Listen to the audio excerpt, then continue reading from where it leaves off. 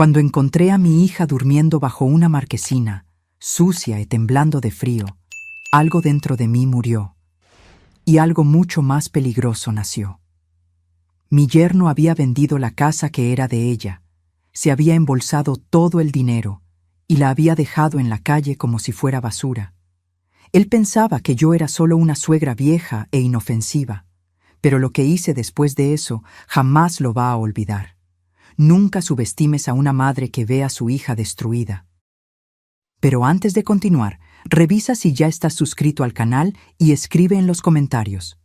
¿Desde dónde estás viendo este video? Nos encanta saber hasta dónde están llegando nuestras historias. Fue un martes gris cuando mi vida dio un vuelco total. Yo venía de la farmacia, cargando mi bolsa con medicinas para la presión y esa crema para las manos que el frío del invierno reseca tanto. Pasé por la Alameda Central, esa que queda cerca de la terminal de autobuses Tapo, y algo me hizo detenerme. Había una mujer acurrucada entre dos cajas de cartón, recargada en la pared de una tienda cerrada. El pelo largo y oscuro le caía sobre el rostro sucio, y usaba un abrigo tan delgado que ni siquiera la protegía del viento helado de esa tarde. El corazón me dio un vuelco, como siempre me pasa cuando veo a alguien en esa situación. Pensé en darle algo de dinero, quizás comprarle un antojo, pero cuando me acerqué, algo en la postura de esa mujer me pareció familiar. La forma en que mantenía los brazos cruzados sobre el pecho, protegiéndose, la forma delicada de los hombros, esa pequeña marca de nacimiento que se le veía en el cuello. Dios mío, no. Sofía, mi voz salió temblorosa, casi inaudible. Ella levantó el rostro lentamente y cuando nuestros ojos se encontraron, sentí que el mundo se me venía encima. Era mi hija, mi niña.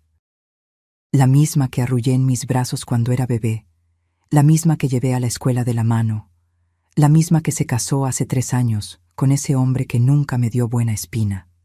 Mamá, susurró, y su voz estaba ronca, cansada, derrotada. Mis piernas casi me fallan. Dejé caer la bolsa al suelo y me arrodillé a su lado, sin importarme la banqueta sucia o la gente que pasaba mirando. Toqué su rostro con mis manos temblorosas. Estaba helada. Sus labios partidos, la ropa rasgada en varias partes. Uno de los tenis estaba tan gastado que podía ver sus dedos a través de un agujero en la punta. ¿Qué haces aquí?, pude preguntar, aunque ya sabía que la respuesta sería peor que cualquier cosa que pudiera imaginar. Ella comenzó a llorar en silencio, las lágrimas escurriendo por su rostro sucio. No pudo responder. Solo se dejó abrazar y sentí su cuerpo flaco y frágil temblando contra el mío. ¿Cuánto tiempo llevaba así? ¿Cuántas noches durmió a la intemperie? ¿Cuántas veces pasó hambre mientras yo, su madre, estaba a solo unos kilómetros de distancia sin saber nada? Vamos a la casa, dije con firmeza, aunque estaba hecha pedazos por dentro. Ahora mismo, no te vas a quedar aquí ni un minuto más. Intentó levantarse, pero sus piernas apenas la sostenían. Tuve que cargarla con toda la fuerza que mis 62 años me permitían. Cada paso era difícil. Se apoyaba en mí como lo hacía cuando era pequeña y se rompió el pie andando en bicicleta. Pero ahora no era el pie lo que estaba roto. Era su alma. Paramos a mitad del camino porque necesitaba descansar. Nos sentamos en una banca de la plaza y fue allí, al caer la tarde y encenderse las primeras luces de la ciudad, que finalmente pudo hablar. Vendió la casa, mamá. Su voz era un hilo. La casa que era mía, que mi papá me dejó. La vendió y se quedó con todo el dinero. Sentí una ola de furia tan intensa que me asusté de mí misma. La casa. Esa casa que mi esposo, que en paz descanse, trabajó tanto para comprar antes de morir de cáncer hace 5 años. Él lo había dejado todo a nombre de Sofía, nuestra única hija, porque quería asegurarse de que ella estaría protegida, y ese miserable la había vendido. ¿Cómo?, pregunté, tratando de controlar la rabia que me hervía en las venas. ¿Cómo pudo hacer eso? Me convenció de traspasársela a su nombre, explicó con la voz embargada. Dijo que era para conseguir un mejor préstamo para invertir en un negocio. Yo confié. Fui tan tonta, mamá, tan tonta. Sostuve su rostro con las 2 manos y la obligué a mirarme a los ojos. No fuiste tonta. Confiaste en alguien que prometió amarte. Eso no es tontería. Es él quien es un gusano. Ella siguió llorando, y continuamos sentadas allí hasta que recuperó algo de fuerza. Luego retomamos el camino a mi casa. Cada paso parecía cargar el peso de todo el dolor que había acumulado. Cuando finalmente llegamos, ya era de noche. Le preparé un baño caliente y separé ropa limpia. Mientras estaba en la regadera, hice una sopa bien calientita, de esas que siempre la reconfortaban cuando era niña. Sofía comió despacio, como si hubiera olvidado lo que era sentarse a la mesa y tener una comida de verdad. Observé cada movimiento de ella y mi corazón se partía con cada cucharada. Estaba tan flaca, tan apagada. ¿Dónde estaba esa muchacha vibrante que bailaba por la casa y soñaba con tener una familia feliz? ¿Cuánto tiempo hace?, pregunté suavemente. 2 semanas desde que me corrió, respondió mirando el plato. Pero hace casi 2 meses que vendió la casa. Ya estaba viviendo con la otra cuando me lo contó. La otra. Claro que había otra. Hombres así siempre tienen otra. ¿Por qué no me buscaste antes? Ella bajó la cabeza, avergonzada. Porque me dio vergüenza, mamá. Vergüenza de haber caído en sus mentiras. Vergüenza de haberlos alejado a ti y a la familia cuando él empezó a aislarme. Decía que quería separarnos, que nunca lo aceptaste. Y le creí. Respiré hondo, luchando contra el nudo en la garganta. Tenía razón en una cosa. Yo nunca había aceptado a ese hombre de verdad. Desde el primer día sentí que había algo mal en él.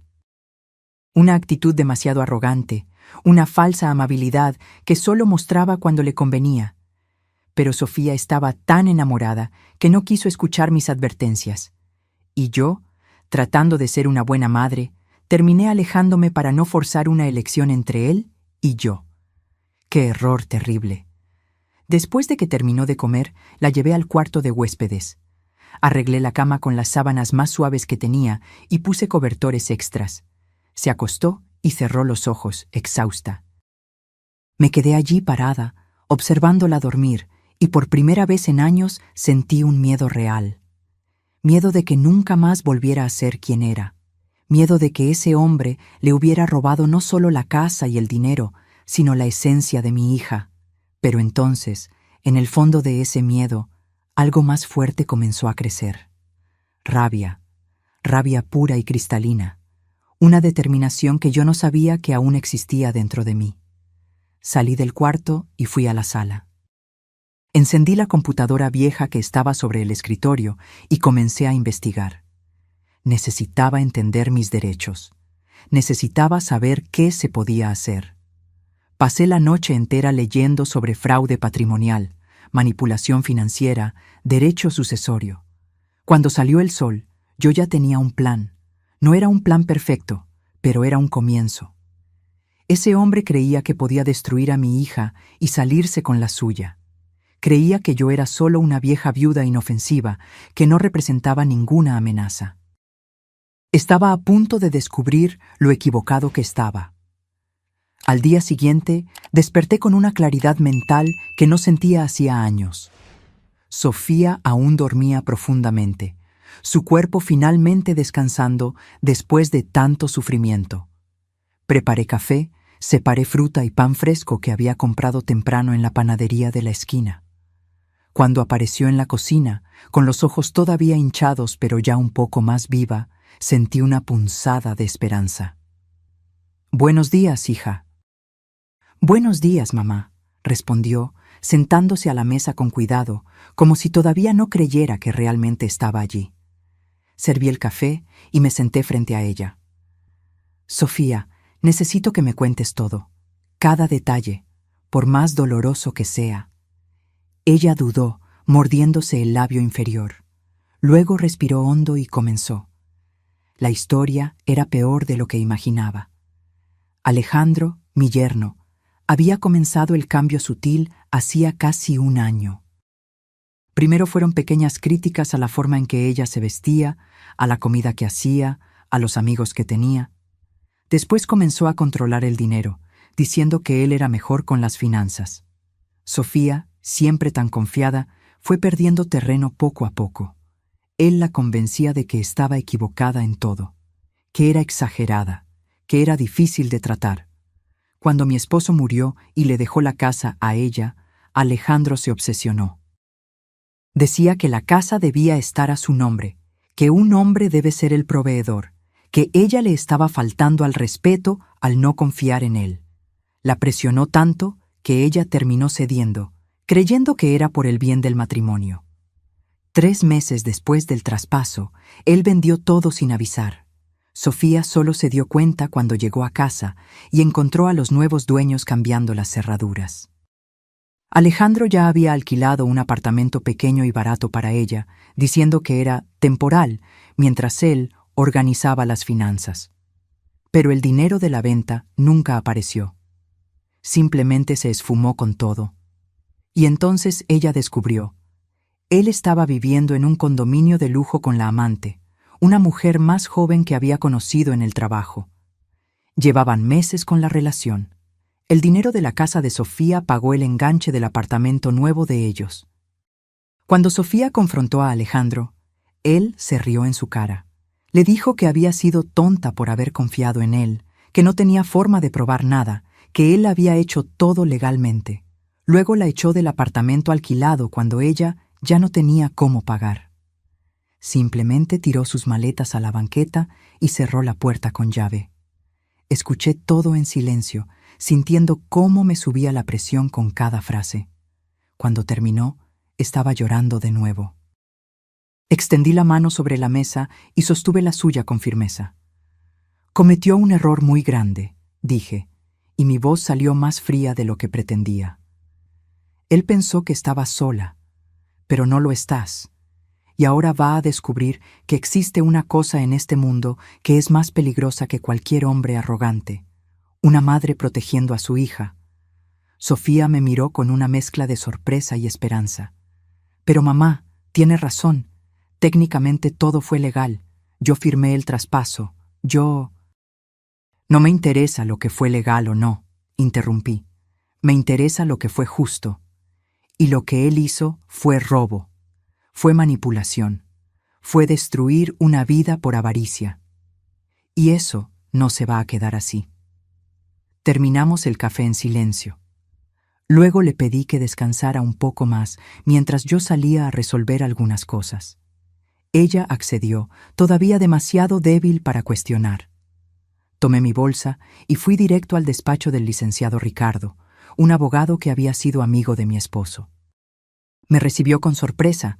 Hacía años que no nos veíamos, pero cuando le expliqué la situación, su expresión cambió por completo. «Marina, esto es grave», dijo, ajustándose los lentes mientras revisaba los documentos que Sofía había logrado guardar. «Sí existe una base legal aquí. El traspaso se hizo bajo coerción emocional. Y si logramos probar que hubo mala fe desde el inicio, podemos caracterizarlo como fraude. ¿Qué tengo que hacer? Primero, necesitamos más pruebas. Testigos de que él la manipulaba. Documentos que muestren el patrón de control. Si usted consigue eso, puedo interponer una acción para anular la venta y recuperar el patrimonio». «¿Y cuánto tiempo lleva eso?». El licenciado Ricardo suspiró. «Meses, quizás años. El sistema es lento, Marina. Usted debe estar preparada para una batalla larga». Salí del despacho con una sensación pesada en el pecho. Años. Sofía no podía esperar años. Necesitaba justicia ahora. Necesitaba ver a ese hombre pagar por lo que hizo antes de que perdiera completamente la fe en cualquier cosa. Caminé por las calles de la ciudad, pensando. El sol de la mañana pegaba fuerte, pero apenas lo sentía. Mi cabeza trabajaba a máxima velocidad. Necesitaba una forma de hacer que Alejandro entendiera la gravedad de lo que había hecho. Una forma que no involucrara violencia ni nada ilegal, pero que le diera justo donde le dolía. Fue entonces cuando recordé algo que Sofía había mencionado. La amante no sabía toda la verdad. Alejandro le había contado una versión diferente de la historia, pintando a Sofía como una esposa problemática que él tuvo que dejar. La amante creía que él era un buen hombre que se había liberado de un matrimonio tóxico. Un plan comenzó a formarse en mi mente. Era arriesgado, era audaz, pero quizás era exactamente lo que necesitaba. Regresé a casa y encontré a Sofía en la sala, mirando por la ventana. Me senté a su lado. «Hija, necesito que confíes en mí. Voy a hacer algunas cosas que pueden parecer extrañas, pero todo es para ayudarte. ¿Confías en mí?» Ella me miró a los ojos y por primera vez en días vi un destello de la antigua Sofía allí. «Siempre he confiado, mamá». «Perfecto. Entonces dime, ¿tienes alguna forma de contactar a la mujer que está con él?» Sofía frunció el ceño. «Tengo su Instagram». «¿Pero por qué?» Sonreí. No fue una sonrisa feliz. Fue una sonrisa de quien acaba de encontrar la primera pieza de un rompecabezas complejo.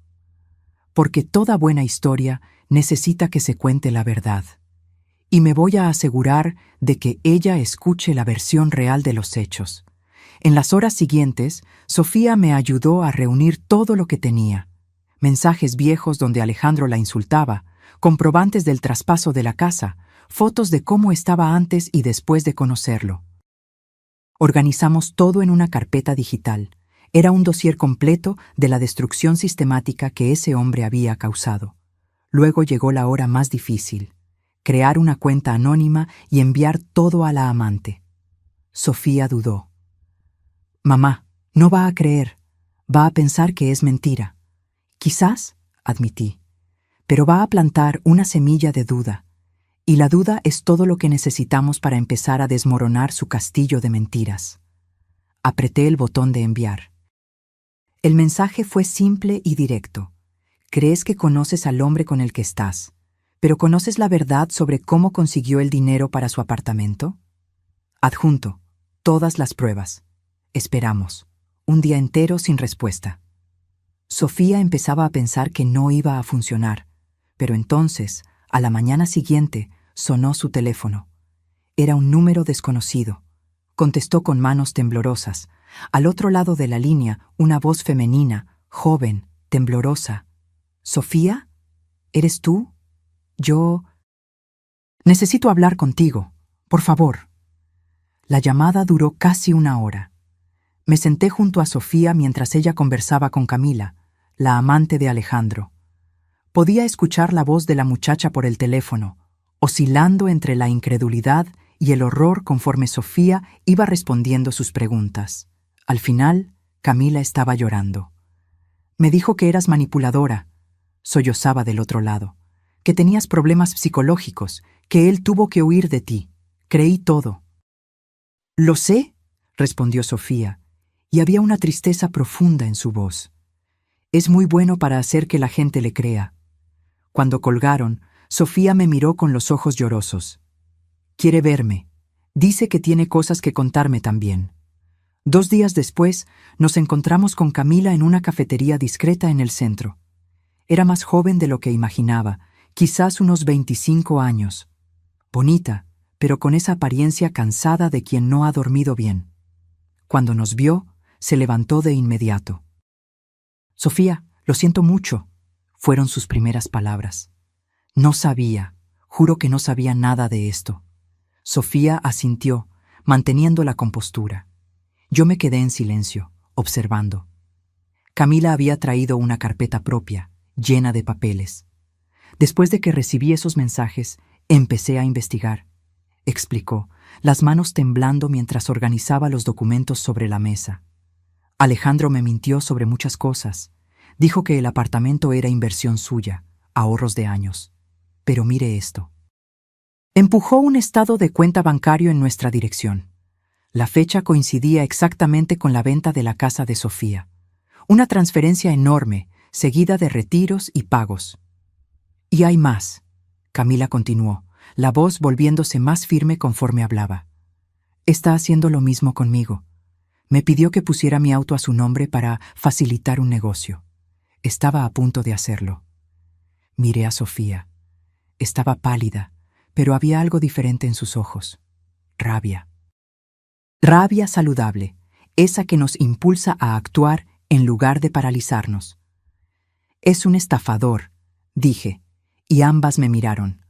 Un estafador emocional, y debe ser detenido antes de que destruya más vidas.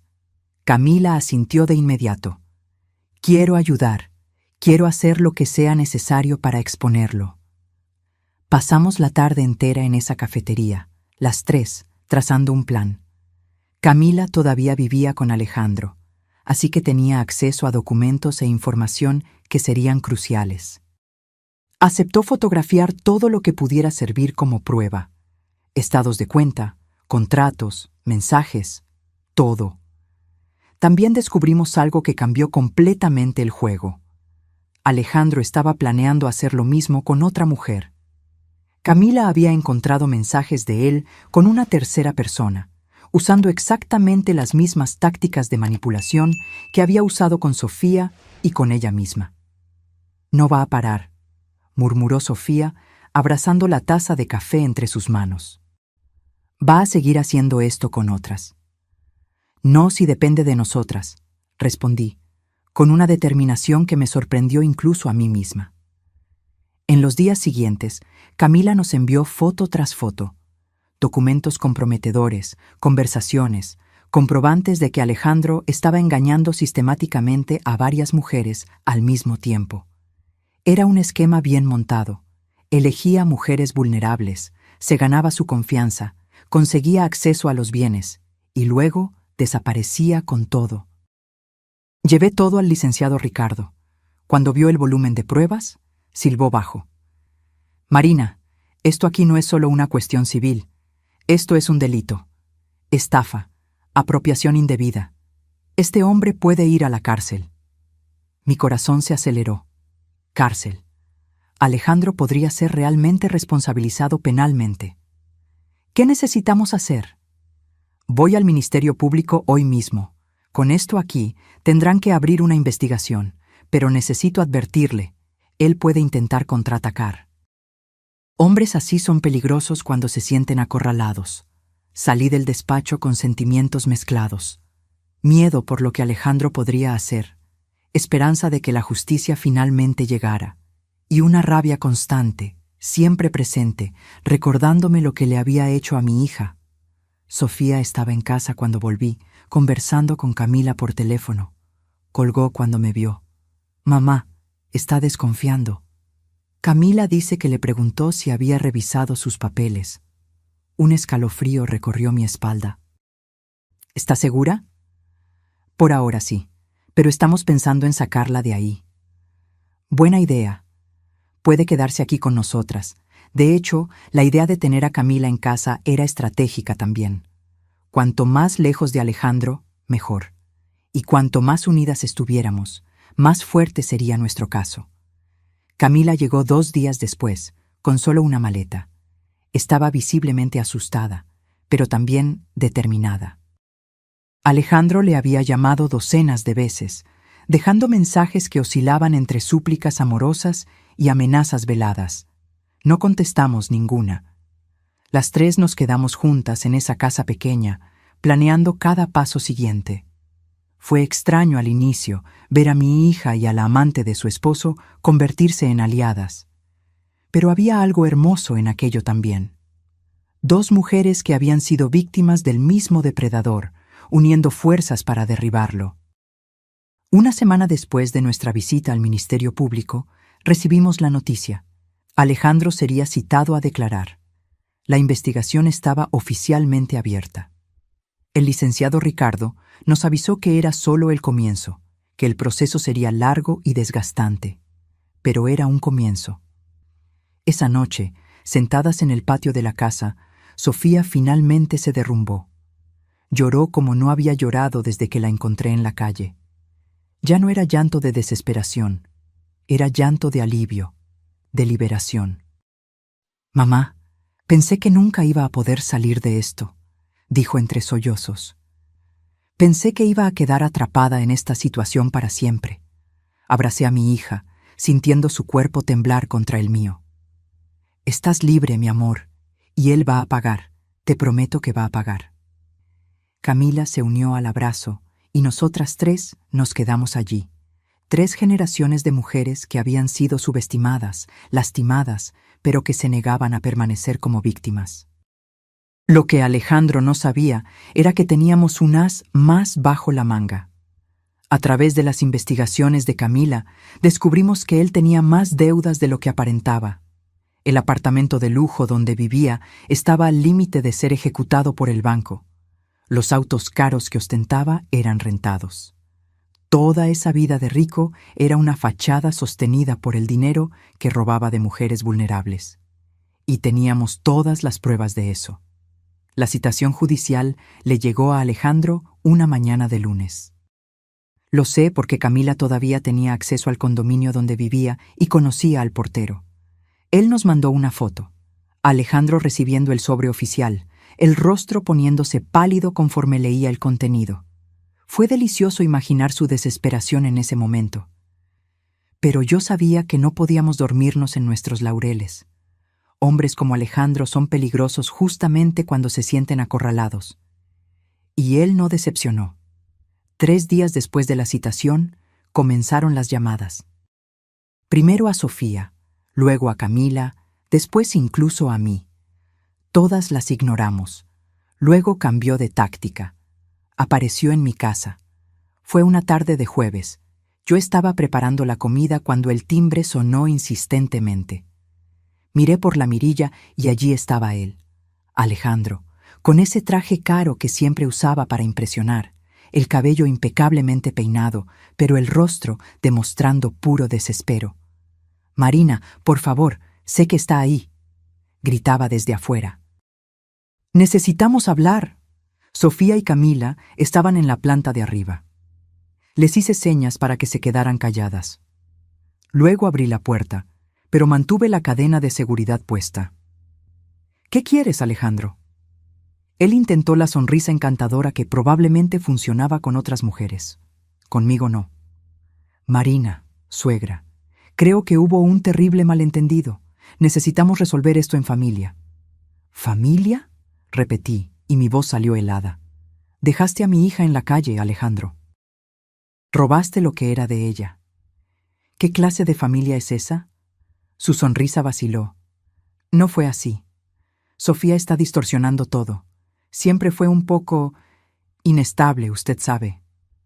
Intenté ayudar, pero ella no quiso aceptar. Sentí que la rabia crecía, pero mantuve la voz controlada. «Vi a mi hija durmiendo en la banqueta como una indigente, Alejandro. Lo vi con mis propios ojos. No venga aquí a mentirme». Cambió de táctica nuevamente, la voz volviéndose más dura. «Mire, Marina, usted se está metiendo en algo que no entiende. Puedo demandarlas por difamación, por acoso. Tengo abogados muy buenos». «Perfecto», respondí con una sonrisa fría. «Mis abogados también son buenos. Y a diferencia de los suyos, los míos tienen la verdad de su lado». Cerré la puerta en su cara. Lo escuché gritar algunas cosas más desde afuera, pero eventualmente se fue. Cuando subí las escaleras, encontré a Sofía y Camila abrazadas, temblando. «Ya se fue», avisé. «Y no va a volver», pero me equivoqué. Alejandro volvió. No físicamente, sino que comenzó una campaña de terror psicológico. Mensajes de números desconocidos, perfiles falsos en redes sociales esparciendo mentiras sobre Sofía. Incluso contrató a alguien para fotografiar nuestra casa y seguirnos cuando salíamos. Fue Camila quien se dio cuenta primero. Un carro extraño siempre estacionado en la esquina. El mismo hombre siguiéndonos en el mercado, en la farmacia. Cuando confrontamos al tipo, simplemente sonrió y dijo que estaba haciendo un trabajo. No era ilegal, técnicamente, pero era aterrador. El licenciado Ricardo interpuso una orden de restricción. Tardó 2 semanas en ser aprobada, 2 semanas de ansiedad constante. Pero cuando finalmente salió, la orden era clara. Alejandro debía mantener una distancia mínima de 50 metros de nosotras 3. La violación de esa orden daría cárcel. Pensamos que esto lo calmaría. De nuevo, estábamos equivocadas. Una noche me desperté con el sonido de un vidrio rompiéndose. Bajé corriendo y encontré una piedra en medio de la sala, rodeada de pedazos de la ventana. Atada a la piedra había un recado. «Te vas a arrepentir de haberte metido conmigo». Llamé a la policía. Vinieron, levantaron el acta policial, pero no había prueba de que fuera Alejandro. No había cámaras, no había testigos. Era listo. Sofía entró en pánico. Veía a Alejandro en cada sombra, en cada ruido extraño. Camila no estaba mucho mejor, y yo, que había jurado proteger a mi hija, me sentía impotente. Fue entonces cuando tuve una idea. Si Alejandro quería jugar a la intimidación, podíamos hacer lo mismo, pero de forma legal, inteligente. Contraté a un investigador privado, el mismo que el licenciado Ricardo usaba en casos complicados, un hombre discreto llamado Roberto. «Quiero saber todo sobre Alejandro», le di la instrucción. «¿Dónde va? ¿Con quién habla? ¿Qué hace? Todo lo que sea legal investigar, quiero saberlo». Roberto trabajó rápido.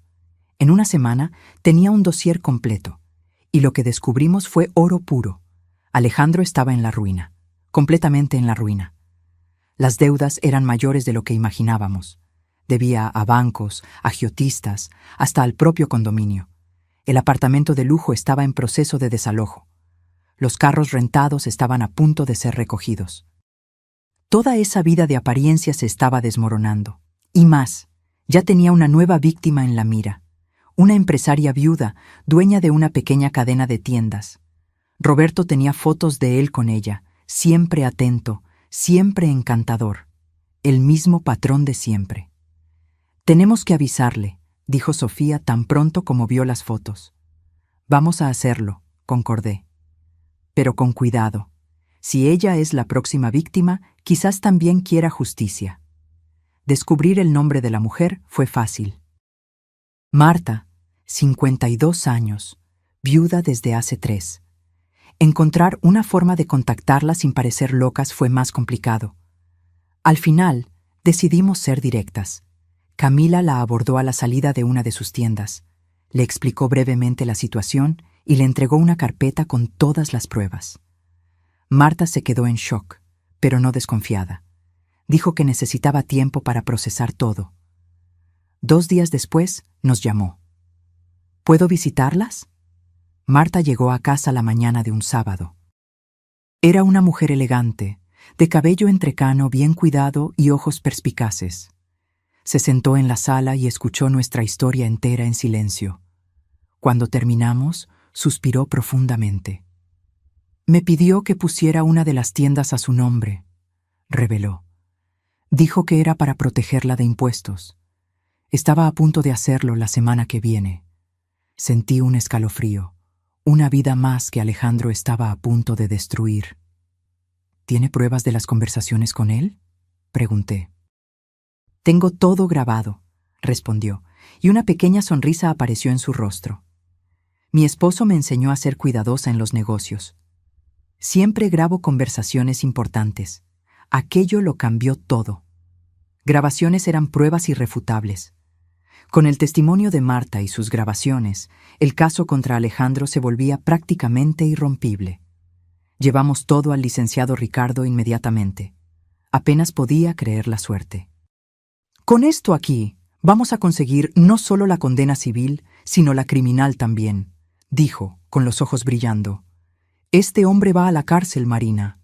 Va a la cárcel de verdad». Esa noche, las 4 nos sentamos en el patio. Yo, Sofía, Camila y Marta. 4 mujeres de edades e historias diferentes, unidas contra un enemigo común. Había algo poderoso en aquello. «¿Por qué hace esto?», preguntó Sofía de repente. «¿Por qué sigue lastimando a la gente?». «Porque puede», respondió Marta, su voz cargada de una tristeza sabia. «Porque siempre ha podido, y nadie nunca lo detuvo de verdad».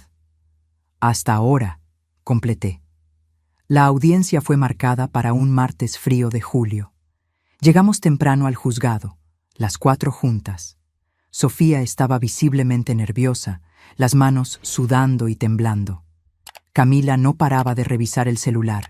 Marta permanecía tranquila, pero yo podía ver la tensión en sus hombros. Y yo estaba enfocada. ¿Había esperado tanto por ese momento? Alejandro llegó con 2 abogados, ambos de traje impecable. Él mismo usaba su mejor traje, esa máscara de hombre respetable que siempre vestía tan bien. Cuando nos vio, su rostro se contorsionó en una expresión de desprecio mal disimulado. ¿De verdad tenían que venir todas?, dijo lo suficientemente alto para que oyéramos. Parece reunión de brujas. Uno de sus abogados le tocó el brazo, diciendo algo bajo. Alejandro se calló, pero siguió mirándonos con esa mirada llena de odio. La audiencia comenzó. El fiscal presentó el caso de forma metódica y devastadora. Cada documento, cada prueba, cada testimonio. Sofía habló primero, la voz fallándole en algunos momentos, pero manteniéndose firme. Contó sobre la manipulación, sobre cómo fue convencida de traspasar la casa, sobre cómo fue abandonada sin nada. Los abogados de Alejandro intentaron desacreditarla, sugiriendo que era inestable, que tenía problemas psicológicos. Pero cuando el fiscal presentó los informes médicos mostrando que Sofía estaba perfectamente sana, esa línea de defensa se desmoronó. Camila testificó enseguida. Su testimonio fue aún más impactante porque ella había sido la otra mujer, y ahora estaba allí exponiendo exactamente cómo operaba Alejandro. Cómo creaba narrativas falsas, cómo manipulaba emociones, cómo aislaba a sus víctimas. Marta fue la última. Tranquila y articulada, destruyó cualquier credibilidad que Alejandro todavía tuviera. Y cuando el fiscal puso las grabaciones de ella, la sala entera pudo escuchar a Alejandro usando exactamente las mismas tácticas que había usado con Sofía y Camila. En la grabación, su voz era dulce y convincente. Marta, querida, tienes que confiar en mí. Pon la tienda a mi nombre. Es solo para proteger el patrimonio. Nada va a cambiar entre nosotros. Miré a Alejandro. Estaba pálido, sudando. Uno de sus abogados le susurraba algo urgentemente al oído. El otro hojeaba papeles frenéticamente, como si buscara alguna salida que no existía. La jueza, una mujer de mediana edad con ojos severos, escuchó todo en silencio. Cuando los testimonios terminaron, pidió un receso de 30 minutos para analizar las pruebas. Fueron los 30 minutos más largos de mi vida. Nos quedamos en el pasillo, las 4, sin hablar mucho. Sofía recostó la cabeza en mi hombro. Camila caminaba de un lado a otro. Marta permanecía sentada, los ojos cerrados, respirando profundamente. Alejandro estaba del otro lado del pasillo con sus abogados. Podía oírlos discutiendo en voz baja, pero era clara la desavenencia entre ellos. La situación era mala y lo sabían. Cuando volvimos a la sala, la jueza tenía una expresión que no pude descifrar. Se ajustó los lentes y comenzó a hablar. Rara vez veo un caso tan claro de estafa sistemática y abuso emocional. Su voz resonó por la sala. El acusado, Alejandro Vázquez, utilizó manipulación psicológica para obtener acceso a los bienes de múltiples víctimas, apropiándose indebidamente de valores que no le pertenecían. Mi corazón se aceleró.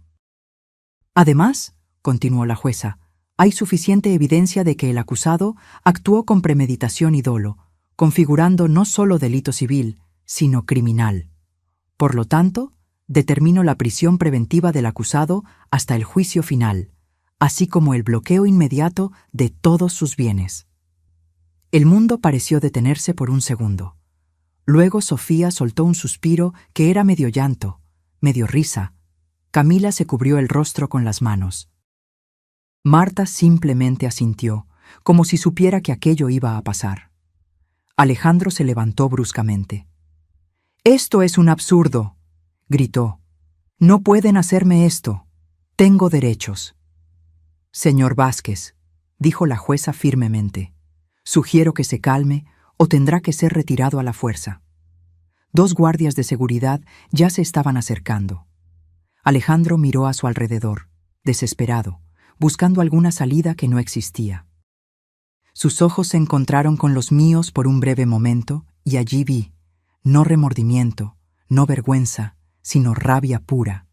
Rabia de haber sido descubierto, rabia de haber sido detenido. Pero ya no importaba más. Estaba acabado. Los guardias se lo llevaron.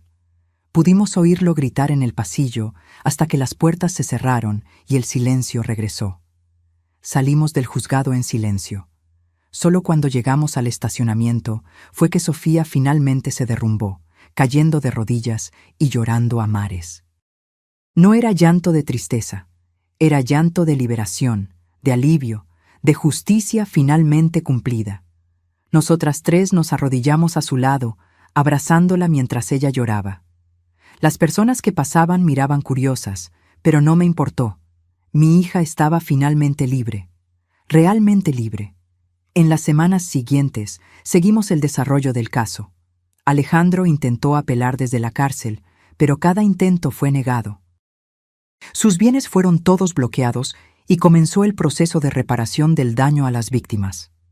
La casa que había vendido no podía ser recuperada. Los nuevos dueños eran inocentes, pero el dinero le sería devuelto a Sofía. Además, otras mujeres comenzaron a aparecer. Víctimas que él había hecho antes de Sofía, que se habían quedado en silencio por vergüenza o miedo. Pero cuando vieron que él había sido arrestado, tuvieron el coraje de denunciar también. Al final, eran 8 mujeres. 8 vidas destruidas por un único hombre que creía que era intocable. El juicio final ocurrió 4 meses después. Alejandro fue condenado a 12 años de prisión por múltiples casos de estafa, apropiación indebida y asociación delictuosa. Sí, asociación delictuosa. Descubrimos que tenía un cómplice que lo ayudaba a encontrar víctimas y falsificar documentos. Cuando la sentencia fue leída, miré a Sofía. No estaba llorando. Estaba serena, en paz. No había triunfo en sus ojos, solo aceptación. Ese capítulo de su vida había finalmente terminado. Del otro lado de la sala, Alejandro permanecía con el rostro duro, negándose a demostrar cualquier emoción. Pero yo podía ver la derrota en su postura, en la forma en que sus hombros se curvaban. Había subestimado a sus víctimas. Había creído que éramos débiles, que no íbamos a reaccionar, que podía continuar su vida de mentiras sin consecuencias. Fue el mayor error de su vida. La primera Navidad después de la condena de Alejandro fue diferente a todas las demás. Por primera vez en años, mi casa estaba llena de vida, risas y esperanza. Sofía, Camila y Marta se convirtieron en parte de la familia. No por la tragedia que compartimos, sino por la fuerza que encontramos juntas. Sofía estaba trabajando como auxiliar administrativa en una empresa pequeña. No pagaba mucho, pero ella hacía cuestión de contribuir con los gastos. Más importante que el dinero, sin embargo, era ver a mi hija recuperando la autoestima. Volvía a sonreír. ¿De verdad? Camila había vuelto a estudiar, haciendo un curso de contabilidad. Descubrió que tenía habilidad para los números y le estaba encantando.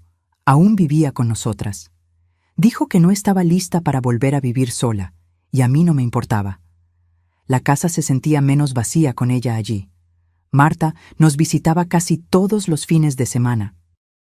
Ella y yo habíamos desarrollado una amistad genuina. 2 viudas que entendían el dolor de perder a un compañero, pero también la fuerza que viene de seguir adelante. El dinero de la casa le fue devuelto a Sofía en parcialidades. No era lo ideal, pero era algo. Abrió una cuenta de ahorros y comenzó a planear el futuro.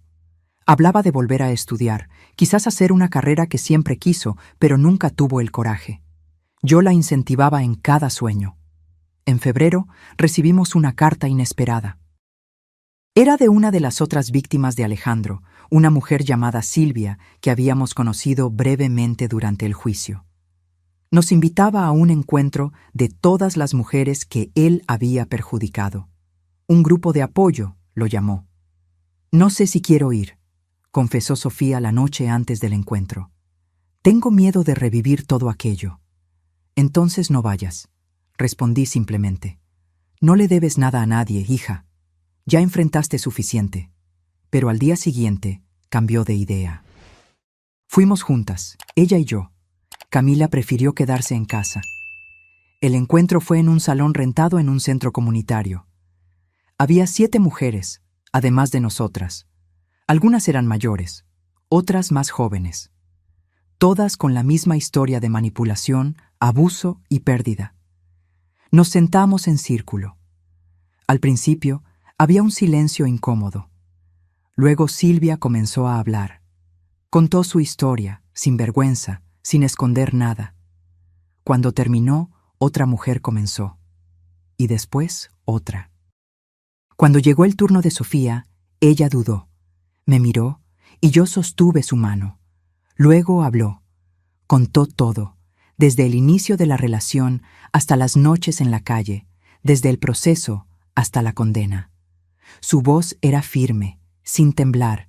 Cuando terminó, había lágrimas en todos los rostros, pero no eran lágrimas de tristeza, eran lágrimas de reconocimiento, de empatía, de fuerza compartida. Sobrevivimos, dijo una de las mujeres, una señora de cabello blanco. Todas nosotras. Intentó quebrarnos, pero no pudo. El grupo se volvió una reunión mensual. No siempre íbamos, pero saber que estaba allí, que había otras personas que entendían, hacía la diferencia. Sofía comenzó a usar su experiencia para ayudar a otras mujeres, dando pláticas sobre señales de relaciones abusivas. Ver a mi hija transformar su dolor en propósito fue una de las cosas más bonitas que presencié. Pero no todo era color de rosa. Sofía aún tenía pesadillas. Se despertaba gritando, sudando, reviviendo las peores noches en la calle o los peores momentos con Alejandro. En esos momentos yo me quedaba a su lado, sosteniendo su mano, recordándole que estaba segura. La terapia ayudaba. Iba religiosamente cada semana, trabajando para procesar el trauma. La terapeuta dijo que llevaría tiempo, quizás años, pero que Sofía estaba en el camino correcto. En mayo recibimos una noticia inesperada. Alejandro había intentado suicidarse en la prisión. No lo logró. Fue encontrado a tiempo, pero la noticia nos impactó de diferentes formas. Sofía se quedó en shock. Incluso después de todo, parte de ella todavía se sentía responsable, como si de alguna manera hubiera causado aquello. Le llevó varias sesiones de terapia entender que las elecciones de él no eran culpa suya. Yo, por otro lado, no sentí lástima. Quizás debería, quizás sería lo cristiano a hacer, pero solo podía pensar en todas las vidas que él había destruido sin remordimiento. Si estaba sufriendo ahora, era consecuencia de sus propias acciones. Camila tuvo la reacción más interesante. Le escribió una carta a Alejandro. Nunca nos mostró el contenido, pero dijo que necesitaba expresar todo lo que sentía. La carta regresó sin respuesta. En julio, un año después de la condena, Sofía hizo algo sorprendente. Pidió visitar a Alejandro en la prisión. No entiendo, confesé. ¿Por qué quieres verlo? Necesito un cierre, mamá, explicó. Necesito mirarlo y no sentir ya nada, ni rabia, ni rencor, solo vacío. No me gustó la idea, pero la respeté. Me ofrecí a ir con ella, pero se negó. Dijo que necesitaba hacer aquello sola. Regresó de la visita 3 horas después. Su rostro estaba sereno, tranquilo, de una forma que yo no veía hacía mucho tiempo. ¿Cómo te fue?, pregunté cautelosamente. Me pidió disculpas, dijo sentándose a la mesa. Dijo que estaba arrepentido, que no sabía lo que le había pasado, que yo no merecía nada de aquello. ¿Y le crees? Sofía pensó por un largo momento. No sé. ¿Y sabes una cosa, mamá? No importa. Si está genuinamente arrepentido o si es solo otra manipulación, no hace diferencia. Porque yo ya no soy más aquella mujer que él conoció. Sobreviví a él, y eso es todo lo que importa. En ese momento, mirando a mi hija hablar con tanta claridad y fuerza, me di cuenta de que realmente había superado. No completamente, los traumas no desaparecen así, pero lo suficiente para seguir adelante con la vida. En septiembre, Sofía se mudó. Alquiló un apartamento pequeño a pocas cuadras de mi casa. No era grande, ni lujoso, pero era de ella, conquistado con su propio trabajo. Ayudé a decorar. Compramos cortinas juntas, elegimos colores para las paredes.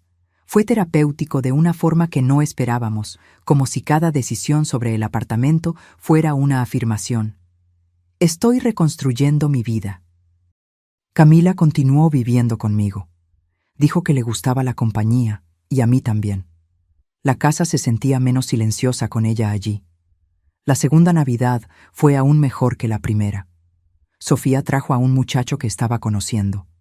Un profesor tímido y gentil que la trataba con tanto respeto que resultaba refrescante. Camila había conseguido un novio también, un compañero del curso. Sentadas a la mesa, miré a esas mujeres que yo había visto tan quebradas un año atrás. Ahora estaban riendo, conversando sobre planes para el futuro, haciendo bromas. Alejandro estaba en prisión. Iba a seguir preso por muchos años todavía. Y nosotras, sus víctimas, estábamos libres, viviendo, prosperando.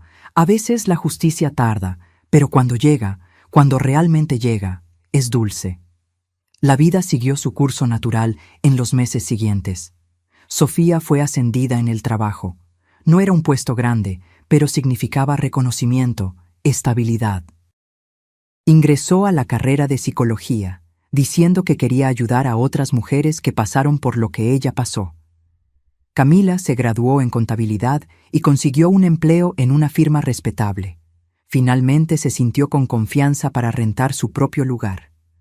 Lloramos cuando se mudó, pero era un llanto bueno, de orgullo. Marta expandió sus negocios.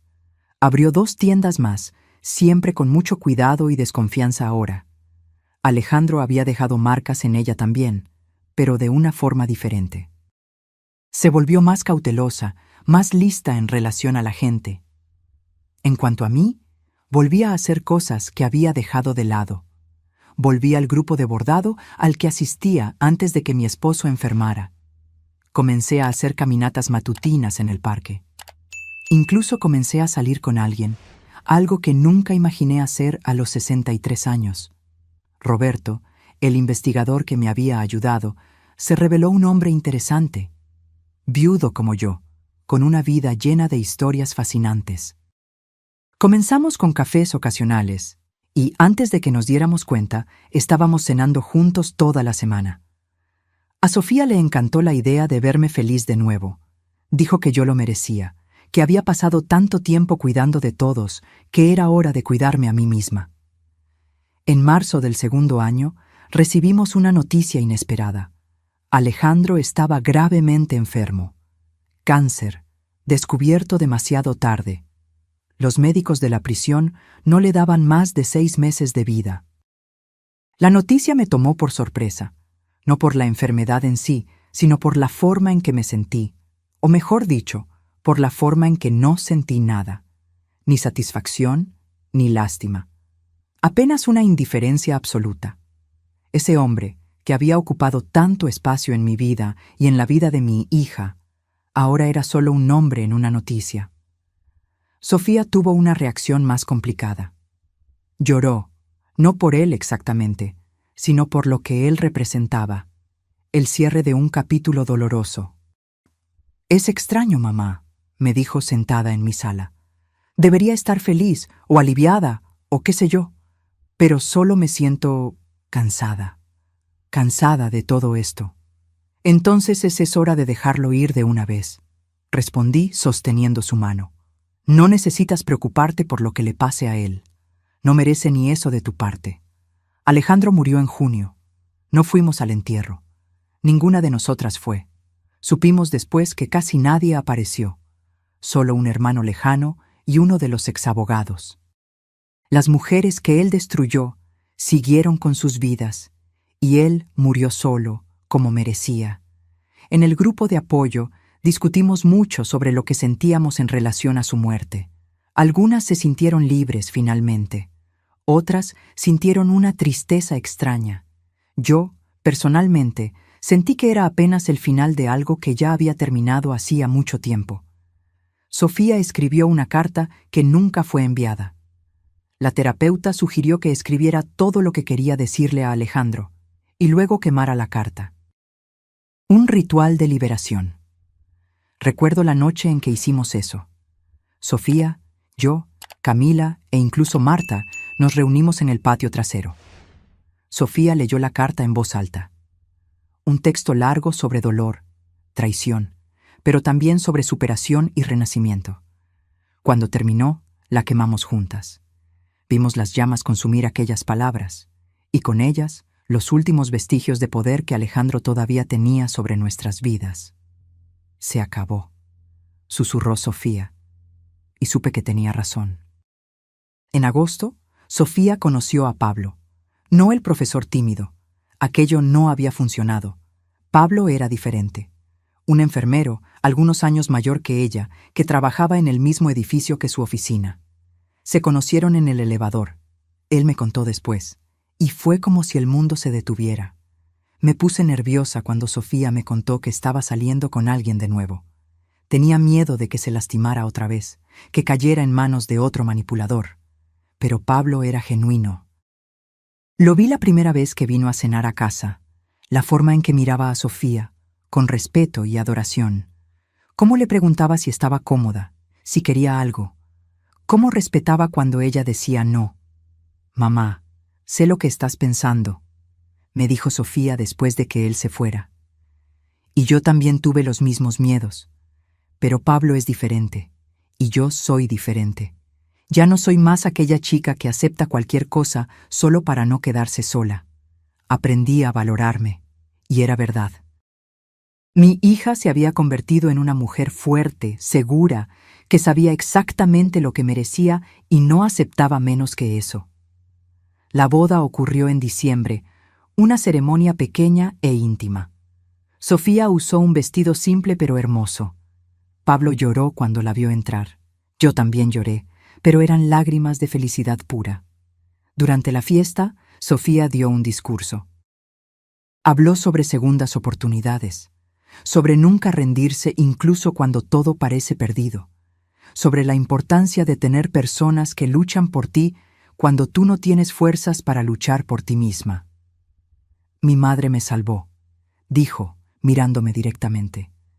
Literalmente me salvó, y no solo físicamente. Me salvó de creer que yo no valía nada, que merecía sufrir, que aquello era todo lo que tendría en la vida. Mamá, gracias por todo. Cuando terminó, no había un ojo seco en la sala. Camila y Marta estaban allí, junto con todas las mujeres del grupo de apoyo. Éramos una familia extraña, construida no por sangre, sino por supervivencia compartida. Después de la boda, Sofía y Pablo compraron una casa pequeña. Nada lujoso, pero era de ellos. Construido con trabajo honesto, con amor real. La visité por primera vez y no pude contener las lágrimas al ver a mi hija feliz, realmente feliz, en un hogar que era verdaderamente suyo. En abril del año siguiente, Sofía me dio la mejor noticia. Estaba embarazada. Un niño, descubrió después. Lo llamarían Miguel, el nombre de mi difunto esposo. Para que sepa que vino de una línea de personas fuertes, explicó Sofía, la mano en el vientre todavía pequeño. Miguel nació en noviembre, un bebé saludable y ruidoso que llenó nuestras vidas de una alegría que yo no sabía que aún era posible sentir.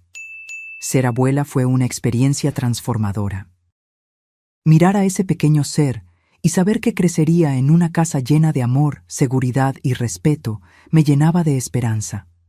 Hoy, 3 años después de encontrar a Sofía durmiendo en la calle, miro hacia atrás y apenas reconozco aquella época. Parece otra vida, una pesadilla distante que finalmente terminó. Sofía se graduó en psicología con honores. Comenzó a trabajar en una ONG que ayuda a víctimas de violencia doméstica. Dice que es el trabajo más gratificante que ha tenido. Ver a otras mujeres encontrando fuerza, así como ella encontró, Le da propósito a todo lo que pasó. Camila abrió su propia firma de contabilidad, pequeña pero próspera. Se especializó en ayudar a pequeños empresarios, especialmente mujeres emprendedoras que están comenzando. Aún nos vemos regularmente para comer y ponernos al día. Marta expandió tanto sus negocios que ahora tiene una red con 12 tiendas. Creó un programa dentro de la empresa para contratar mujeres que están comenzando de nuevo, ofreciendo no solo empleo, sino capacitación y soporte psicológico. En cuanto a mí, me casé con Roberto el año pasado. Fue una ceremonia aún más sencilla que la de Sofía, solo familia cercana y algunos amigos. No necesito grandes celebraciones. Aprendí que la felicidad está en las pequeñas cosas, en el café de la mañana compartido, en las caminatas de la tarde, en saber que hay alguien a mi lado. Miguel tiene 2 años ahora y es el niño más amado del mundo. Sofía y Pablo son padres maravillosos. Veo en ellos lo que una relación saludable debe ser: compañerismo, respeto, amor genuino. Es reconfortante saber que mi nieto crecerá viendo ese ejemplo. A veces, principalmente de noche cuando estoy quieta, pienso en todo lo que pasó, en cómo un único momento, encontrar a Sofía en aquella calle, cambió el curso de tantas vidas. Si hubiera pasado por otro camino ese día. Si no hubiera mirado 2 veces a esa figura acurrucada entre las cajas de cartón. Pero miré, y luché, y mi hija sobrevivió. Hace pocas semanas, Sofía me llamó con una propuesta. Quiere que escribamos un libro juntas sobre nuestra experiencia, no por los detalles sensacionalistas, sino como una forma de ayudar a otras mujeres que puedan estar pasando por lo mismo. Una guía de supervivencia, lo llamó. Acepté inmediatamente. Si nuestra historia puede salvar, aunque sea a una mujer, de pasar por lo que Sofía pasó, entonces vale la pena compartirla. Estamos escribiendo poco a poco, reviviendo memorias dolorosas, pero también celebrando las victorias. Es un proceso catártico para ambas, un cierre definitivo de aquel capítulo horrible. El grupo de apoyo aún se reúne, ahora 2 veces al mes. Creció. Son más de 20 mujeres ahora, cada una con su historia de supervivencia. Algunas todavía están en las etapas iniciales de la recuperación, temblando y asustadas. Otras, como Sofía, ya están fuertes y ayudando a las más nuevas. Es hermoso ver ese ciclo de dolor transformado en fuerza, y fuerza transformada en ayuda para otras. Aprendí mucho en estos 3 años. Aprendí que nunca es tarde para volver a empezar. Que familia no es solo sangre, sino las personas que elegimos tener a nuestro lado. Que la justicia, aunque lenta, existe. Y que una madre nunca, jamás, se rinde con su hija. Si pudiera dar un consejo a otras madres, a otras mujeres que están viendo a alguien que aman ser destruido por una relación abusiva, sería este: no se rindan. Incluso cuando parece imposible, incluso cuando la persona las alejó, incluso cuando todo indica que no hay salida, no se rindan. Estén allí, esperen, luchen, porque su presencia, su amor, puede ser la diferencia entre la vida y la muerte. Entre rendirse y encontrar fuerzas para un día más. Sofía me dijo el otro día que no se acuerda mucho de las noches en la calle, que su mente bloqueó para protegerse, pero se acuerda claramente del momento en que escuchó mi voz en aquella marquesina. Dijo que fue como un ángel apareciendo en medio de la oscuridad. No soy ángel, soy solo una madre que ama a su hija. Pero si ese amor fue suficiente para salvarla, entonces valió cada lágrima, cada noche sin dormir, cada momento de miedo e incertidumbre. Hoy miro a mi familia, Sofía, Pablo, Miguel, Roberto, y sé que llegamos al otro lado. El túnel oscuro terminó, y ahora estamos en la luz. Una luz que conquistamos con sudor, lágrimas y una negativa absoluta a rendirnos. Alejandro está muerto y enterrado, pero nosotras, sus víctimas, estamos vivas. Más que vivas, estamos prosperando. Y esa es la mayor venganza de todas. Ser feliz a pesar de él. Vivir plenamente a pesar de todo lo que intentó destruir. Soy Marina. Tengo 65 años y esta es mi historia. La historia de cómo encontré a mi hija en la calle y de cómo juntas reconstruimos nuestras vidas de las cenizas.